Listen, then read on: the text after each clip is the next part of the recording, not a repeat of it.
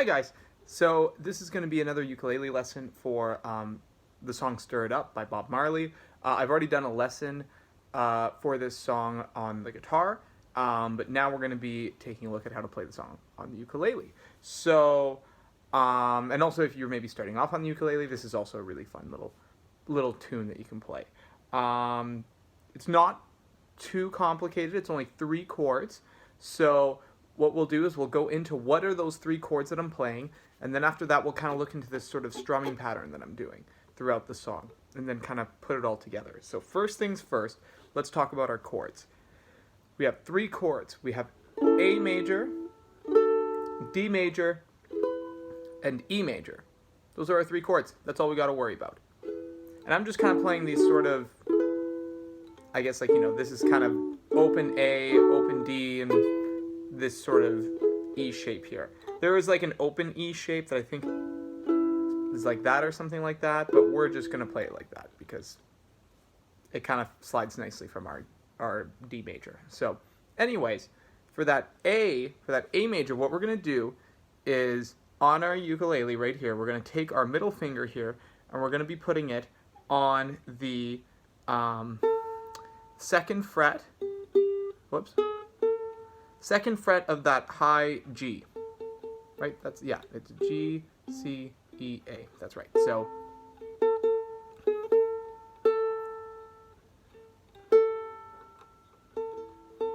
there you go. So it's actually an A note, but 2nd fret of the high G, and then after that with our index, we're going to put our index on the 1st fret of the C string. So that's that 3rd one. So there's that like high 4th one right here, 2nd fret. Then that 3rd one right there, we're putting it on the 1st fret of that string. And when you strum all together, it sounds like that. Cool. I like to use my middle and my index for that. There you go. So the 2nd chord is going to be a D major. To play D major, what you're going to do, this is how I like to play it. This is how I suggest you play it, because then it would be really easy to go from this to the E major. It's a lot easier. You're going to do, with your middle finger, you're going to put that guy again on that 2nd fret of the high G. And then with that ring finger, we're going to put that on the 2nd fret of that C string, or that 3rd one. And then with the pinky here, we're going to put that also on the 2nd fret, but now on the E string, or that 2nd string. So it's almost like a little block right there, all on the 2nd fret of the G, C, and E strings. And then you leave that high A string, you leave that one open. It's going to sound like that. Cool, that's your D. To get the E major, what you're going to do is you're going to take that little block there and you're going to slide it up 2 frets, or a full step, that we might say that in music, like a full step. But for us, we're, you know, just practically speaking, you're going to move it up 1, 2 frets. So now those fingers should be on the 4th frets of the G, C, and E string. And then with that index, the index, we're now actually going to give it a job. We're going to put that index, because these 3 are on the 4th frets of their strings. We're going to use this index and put it on the 2nd fret, just like that 2nd fret of the high A string. That's a B note. It's a B, just the note. Anyways, and then together when we play it, that's what it sounds like. So all together, we've got our A major, we got our D major, and we've got our E major. Cool. So those are our chords. Now, as for the strumming pattern, what we're going to do, there's kind of 2 ways that you can kind of think about it. The first way to kind of think about it is if we're just kind of counting the beat like this. We're going like 1, 2, 3, 4. 1, 2, 3, 4. If we're counting it like that, then to do the kind of reggae strum, what we want to do is we want to strum on the 2nd and the 4th beat. in that sort of bar, right? In that sort of, if it's in 4 times there, so 1, 2, 3, 4, you strum on the second and the fourth. And on the first and the third beat, you can kind of do a little like palm mute. To do that, you just kind of release pressure. So you're not pinching down, you're kind of releasing pressure.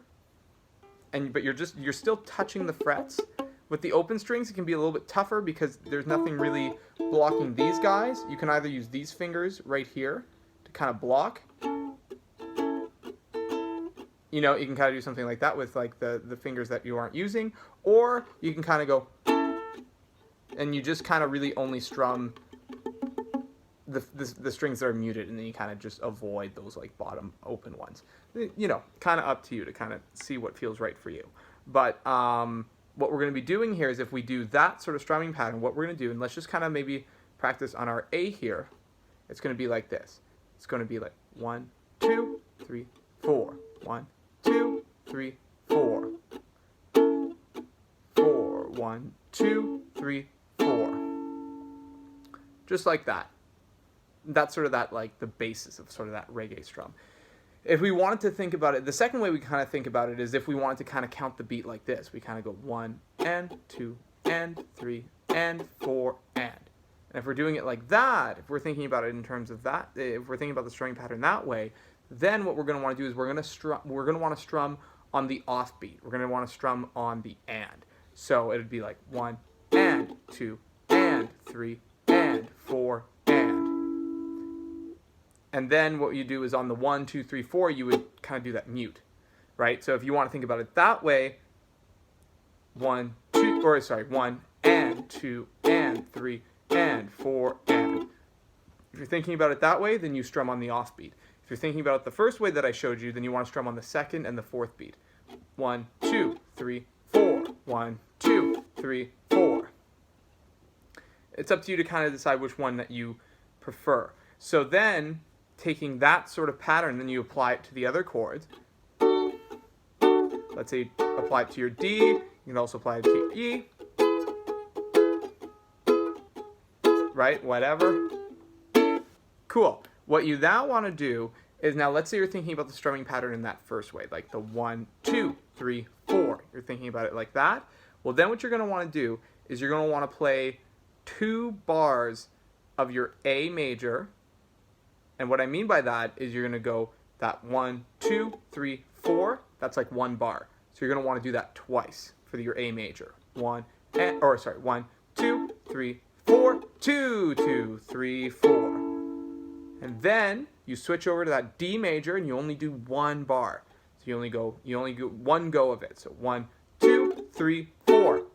That's it. And then right away you switch to your E major. And that same thing, you do 1 go of that, 1 bar of that. 1, 2, 3, 4. Okay, so all together, it might sound something like this. 1, 2, 3, 4, 2, 2, 3, 4. Whoops, I screwed that up. Let's try that one more time. So we'll start off with that that A major. So 1, 2, here we go. 1, 2, 3, 4, 2, 2, 3, 4. D major. 2, 3, 4. E. 2, 3, 4. Back to A. 2, 3, 4. 2, 2, 3, 4. D. 2, 3, 4. E. 2, 3, 4.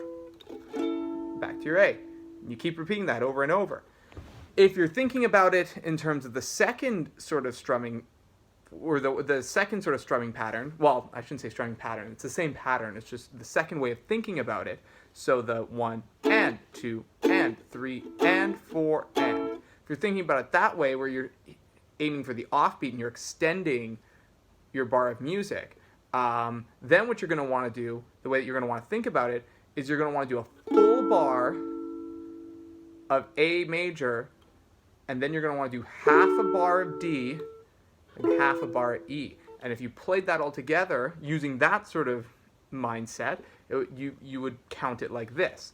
So 1 and 2 and 3 and 4 and A and 2 and 3 and 4 and D and 2 and E and 4 and.